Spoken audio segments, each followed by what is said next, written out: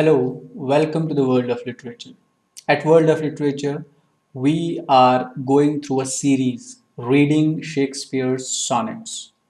In this series today, we will be reading one of the most famous rather sonnets by William Shakespeare, which is numbered as 116, sonnet number 116, and the first verse, and is famously known as "Let me not to the marriage of true minds admit impediments."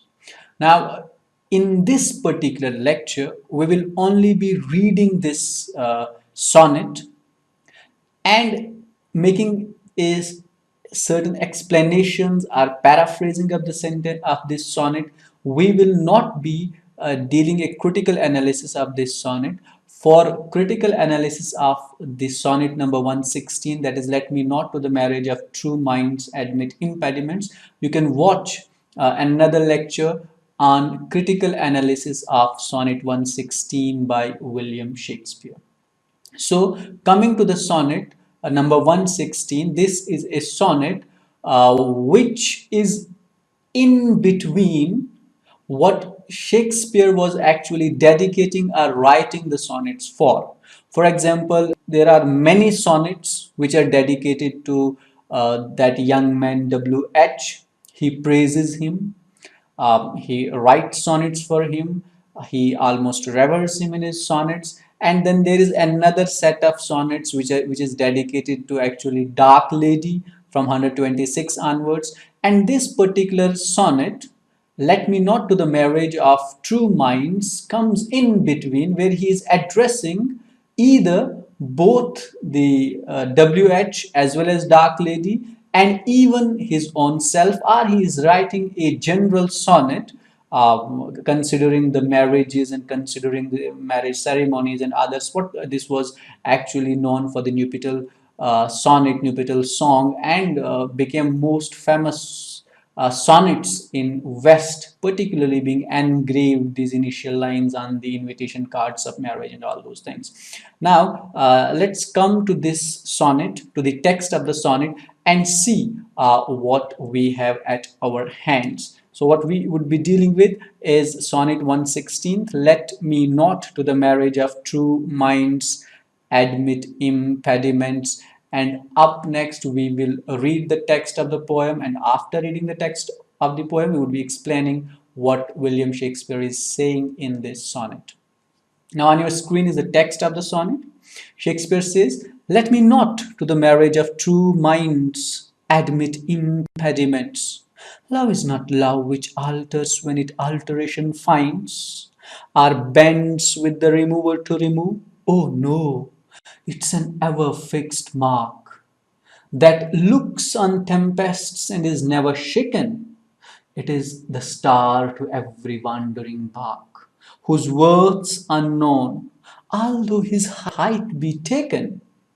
Love's not time's fool, though rosy lips and cheeks within his bending sickle's compass come.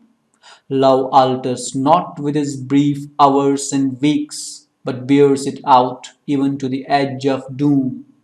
If this be error, and upon me proved, I never writ, nor no man ever loved."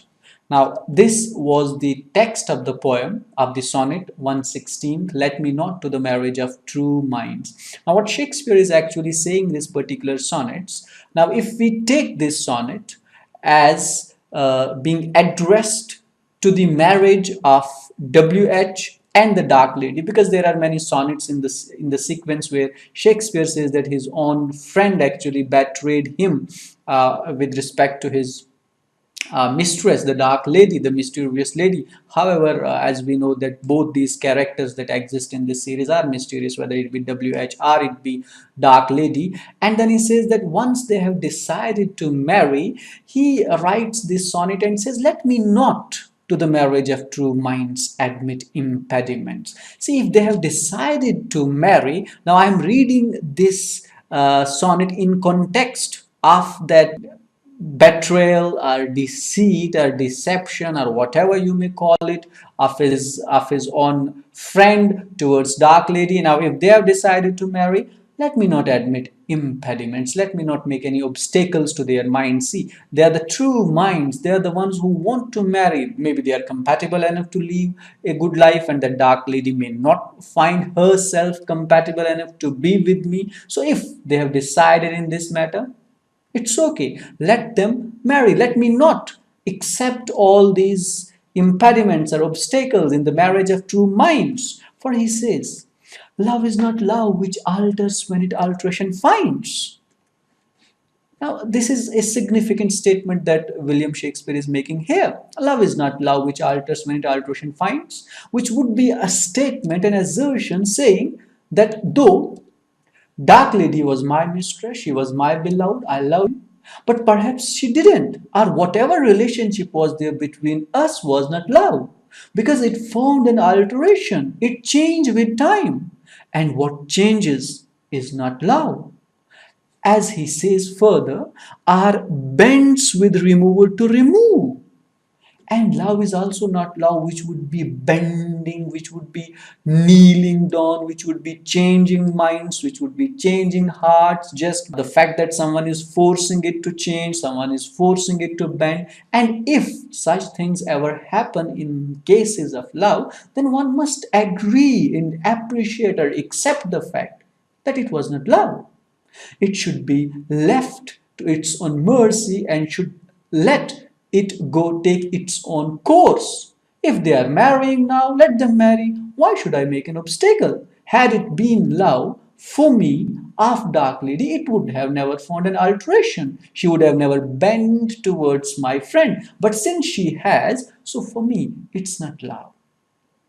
Oh no, it is an ever fixed mark. Now again he's referring to love. Love is something that does not change, that does not alter, that does not bend, doesn't get removed. Why? Because it's an ever fixed mark.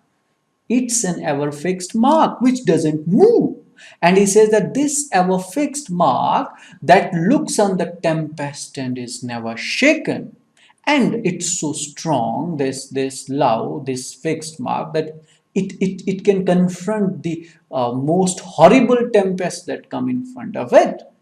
Those tempests, those they come, he faces it, he confronts it. The tempests are over, but love is not over. It is not shaken, it is never shaken, rather. And then he says, it is the star to every wandering bark. Now he is actually here praising love, writing the beautiful things that one can write about love when he says that it is the star to every wandering bark. Now this star is actually the reference to the northern pole, to the northern star, which keeps shining throughout, and he says that it is like that star actually which shows way, path to those who have lost their track. A wandering bark is a reference to a ship caught in the tides and doesn't know the way. And love is such kind of a thing which shows path to the person who has lost it, who has lost the way, who has lost the interest in life, who has lost so many things. And there is one thing that would show light to him, and it is love. Now, if love is such a great thing, such a great feeling, such a pious thing, then it shouldn't alter, it shouldn't change. And if it does, then you should not bother about it. It was not love at all. Whose worth unknown, although his height be taken. Now he's referring again to that northern star, that star whose worth is unknown. How significant that northern star is, how important that is, how significant that is unknown to the world. But we know the height of that particular star. Similarly, the love, the worth of love is unknown to the world. They don't know the worth of it, though they may be talking about love is this, love is that, but the actual worth of it is unknown. Then he says, love's not time's fool. Now, that's again very important. Now, time is something that is, time and again is a recurring word in Shakespeare and sonnets. You will find it in different forms, personified most of the times. And even here you have time personified when he says that love is not time's fool. It does not come, it is not befooled by the time. That is, love doesn't die with time. It's not that at one point of time you love someone and then with age, with time, it diminishes. No. If it does diminish, then it wasn't love. But if it is love, remember, it's not time's fool.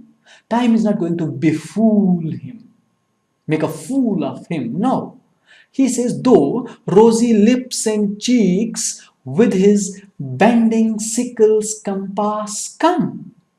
There are many things which come under this shade of time, under the influence of time, under the bending sickle of the time, and they are the rosy lips, they are the beauty of youth, the beauty of childhood. It, time decays it, time destroys it. There is no doubt in it.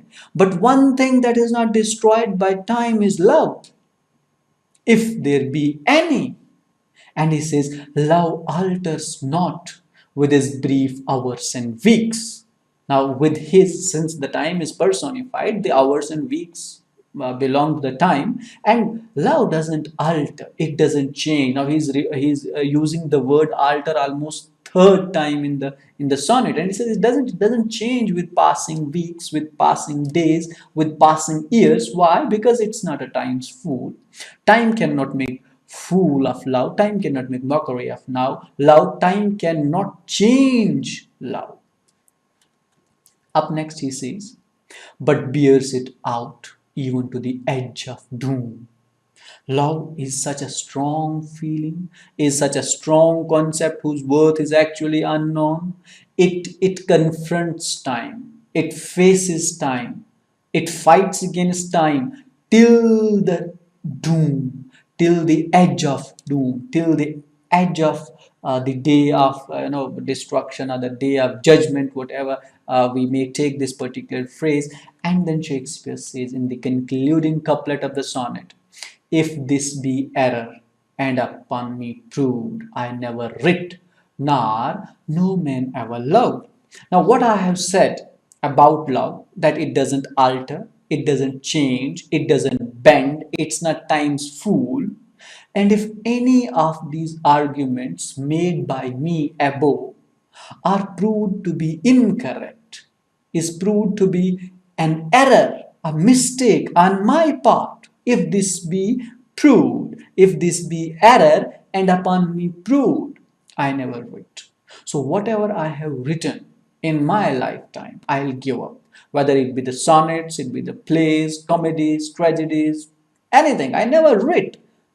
Anything that I have said in my life is worth nothing if this concept, if this argument of mine regarding love is proved to be false, is proved to be wrong. I never read. And furthermore, nor no man ever loved. And then this thing that I would rather say is that love never existed in the world. No man has ever loved. No woman has ever loved. Love has never existed in the world if I be proved wrong, if this be an error on my part, and if this be proved what I have stated about love. Now, that was the sonnet number 116. Let me not to the marriage of true minds admit impediments. And the theme, the prevailing theme of this particular sonnet is love. And in next lecture, we will be looking at the critical aspects of this sonnet. We will be looking at the different interpretation of the sonnet. Since in this lecture we just read it out with one particular interpretation, but there are many interpretations of this sonnet. Some are very innocent, some are very strange and peculiar and ridiculous also. We will be dealing with all those things, and we will also be looking at the other aspects of the sonnet, like rhyme scheme of the sonnet, meter of the sonnet, the technical devices of the sonnet, and that all those things would be discussed in our next lecture, which is critical analysis of the sonnets of Shakespeare. Till then, I'm signing off. Thank you. You keep watching The World of Literature for more interesting videos and lectures on English literature.